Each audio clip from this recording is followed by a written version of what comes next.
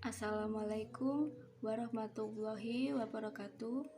Perkenalkan, nama saya Marsyanda Badia Fidurafa dari kelas 3B Prodi Manajemen Pendidikan Islam Fakultas Tarbiyah dan Ilmu Keguruan UIN Sayyid Ali Rahmatullah Tulungagung.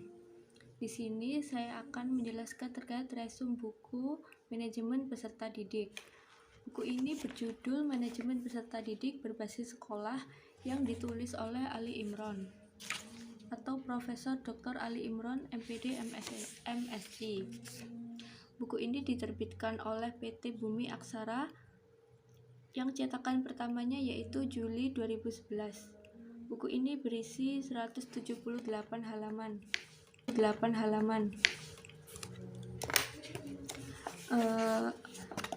Kenampakan dari buku ini yaitu seperti ini. Langsung saja pada materi yang pertama, yaitu pada bab 1.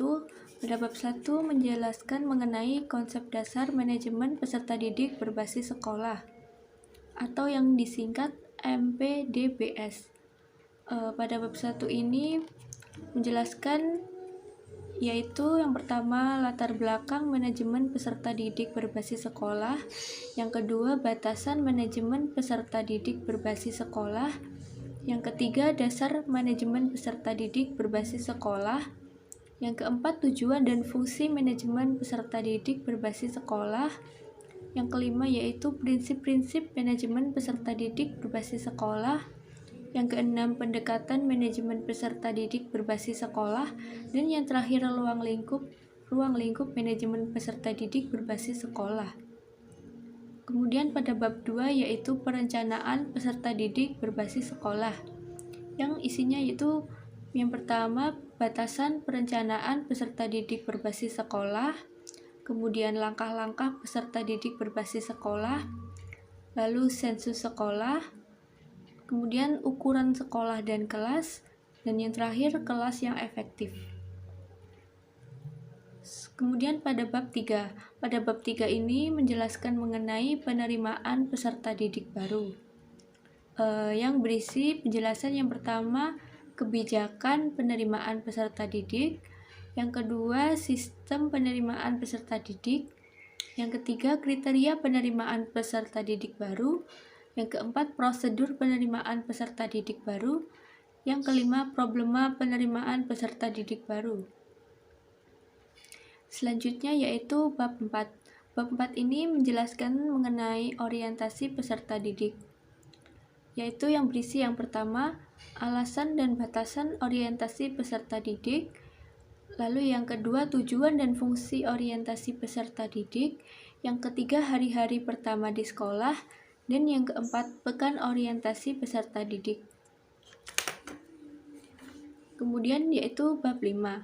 Bab 5 ini menjelaskan mengenai mengatur kehadiran dan ketidakhadiran peserta didik, yang berisi yang pertama yaitu batasan kehadiran dan ketidakhadiran peserta didik. Kemudian yang kedua sebab-sebab ketidakhadiran peserta didik, yang ketiga peserta didik yang datang terlambat, yang keempat pendekatan peningkatan kehadiran peserta didik, yang kelima yaitu catatan kehadiran dan ketidakhadiran peserta didik. Selanjutnya yaitu bab 6.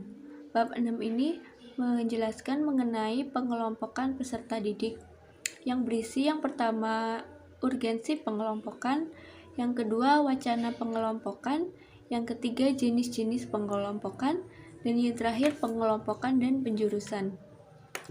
Selanjutnya yaitu bab 7. Bab 7 ini menjelaskan mengenai evaluasi hasil belajar peserta didik, yang berisi yang pertama alasan perlunya evaluasi hasil belajar peserta didik, kemudian yang kedua batasan evaluasi hasil belajar peserta didik, yang ketiga tujuan dan fungsi evaluasi hasil belajar peserta didik, kemudian yang keempat teknik-teknik evaluasi hasil belajar peserta didik, yang kelima kriteria evaluasi hasil belajar peserta didik, kemudian yang terakhir yaitu tindak lanjut evaluasi hasil belajar peserta didik. Kemudian pada bab 8 menjelaskan tentang sistem tingkat dan sistem tanpa tingkat. yang berisi yang pertama yaitu alasan dan alasan dan batasan sistem tingkat. Yang kedua yaitu beberapa pertimbangan kenaikan tingkat. Yang ketiga yaitu kelebihan dan kekurangan sistem tingkat. Dan yang keempat yaitu remedi bagi peserta didik yang tidak naik tingkat. Yang kelima yaitu sistem tanpa tingkat. Dan yang terakhir yaitu kelebihan dan kekurangan sistem tanpa tingkat.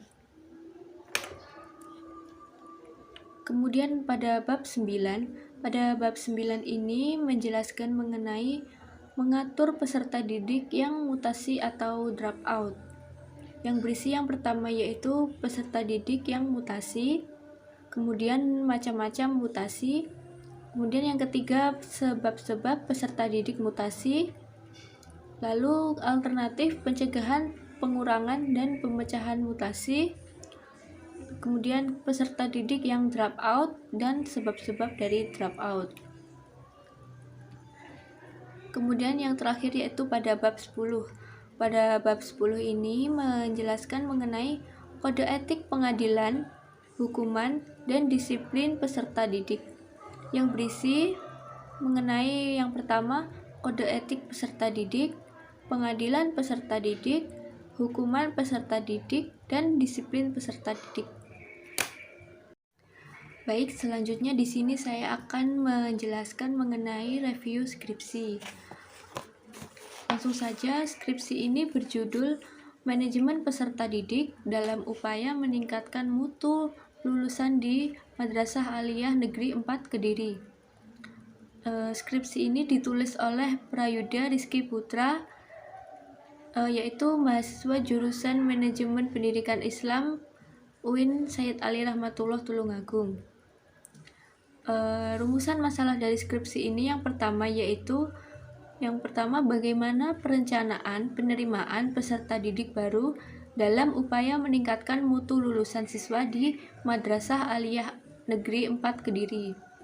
Rumusan masalah yang kedua yaitu bagaimana proses pembinaan peserta didik baru dalam upaya meningkatkan mutu lulusan siswa di Madrasah Aliyah Negeri 4 Kediri.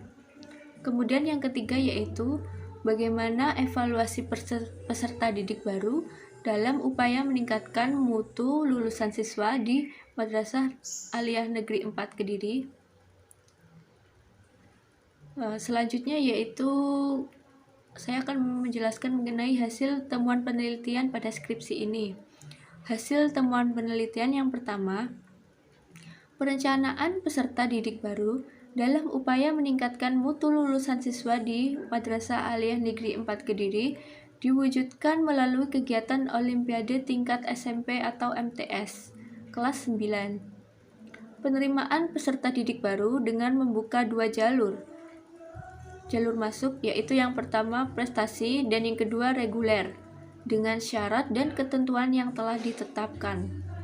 Dan pada saat penerimaan peserta didik baru ini membuka 10 kelas, dibagi menjadi 3 jalur kelas prestasi dan 7 kelas jalur reguler. Hasil temuan penelitian yang kedua yaitu proses pembinaan peserta didik baru dalam upaya meningkatkan mutu lulusan siswa di Madrasah Aliyah Negeri 4 Kediri diwujudkan melalui kegiatan masa ta'aruf siswa madrasah.